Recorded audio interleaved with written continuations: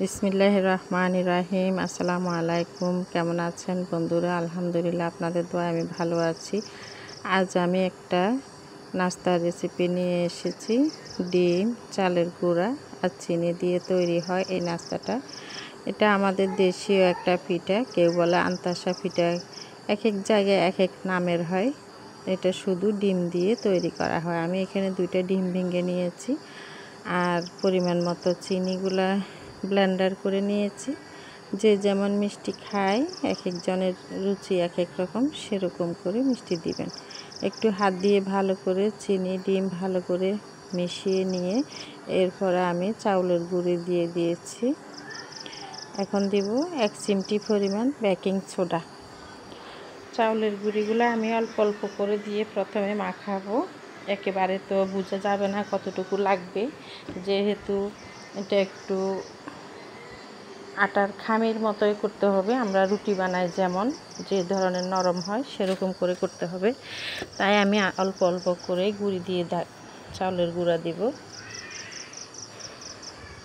অল্প অল্প দিয়ে মাখিয়ে যদি মনে হয় আর একটু লাগবে শক্ত হওয়ার জন্য, তাহলে আমি আর একটু চালের গুঁড়া দিব।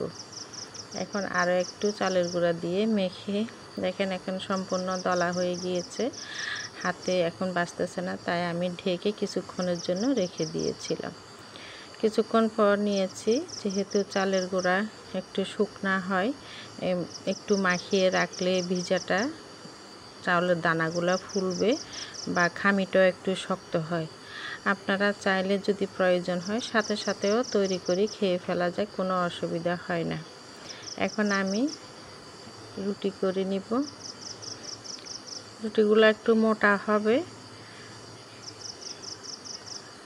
এইভাবে কাঁঠার থাকলে বাসায় এই ধরনের একটা কাঁঠা নিয়ে যার যেমন শেপ যেভাবে করতে পারে ওইভাবে করে শেপ করে নিব।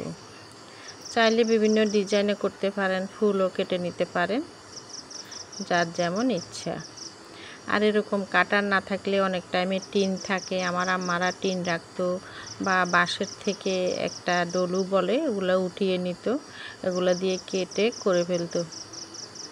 হঠাৎ কোনো মেহমান আসলে আমাদেরকে দেখেছি এই নাস্তাটাই বেশি তৈরি করতো। তখন তো এত কিছু ছিল না, বাসায় থাকতো না, কিন্তু ডিম চালের গুঁড়া এগুলি তো থাকতো।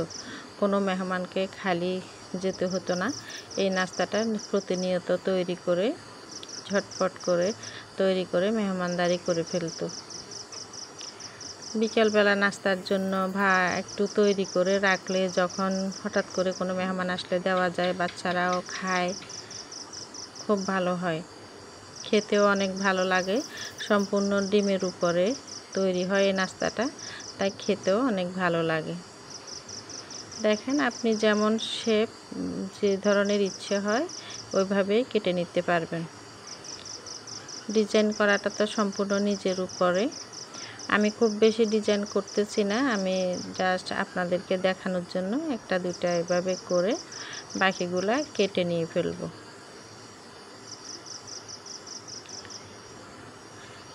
নাস্তাটা একদম ফুরফুরে মচমচেও না, একেবারে নরমও না, ঝরঝরে টাইপের, খেতে আসলেই ভালো লাগে। ডিমের একটু সুন্দর গ্রান থাকে, আর আপনারা চাইলে কোনো একটা ফ্লেভারও অ্যাড করতে পারেন। তেলগুলা হাই হিট হলে আমি চুলার আঁচ মিডিয়াম করে এক একটা করে পিঠা দিয়ে দিব। দেখেন পিঠাগুলো দেওয়ার সাথে সাথে ফুলে উঠেছে, সুন্দর ফুলে কি গোল গোল হয়ে গিয়েছে। দেখেন আমি এভাবে করে একসাথে অনেকগুলি দিব না, একটা একটা করে পিঠা দিব, 5টা 6টা করেও দিতে পারেন। একটা পাশ দেখেন কালার হয়ে গেলে আরেকটা পাশ উল্টিয়ে নিব। হয়ে গিয়েছে পিঠাগুলো তৈরি করা। ভিডিওটি সম্পূর্ণ দেখার জন্য ধন্যবাদ। ভিডিওটি ভালো লাগলে লাইক কমেন্ট শেয়ার করবেন, চ্যানেলটি সাবস্ক্রাইব করবেন। আল্লাহ হাফেজ। আসসালামু আলাইকুম।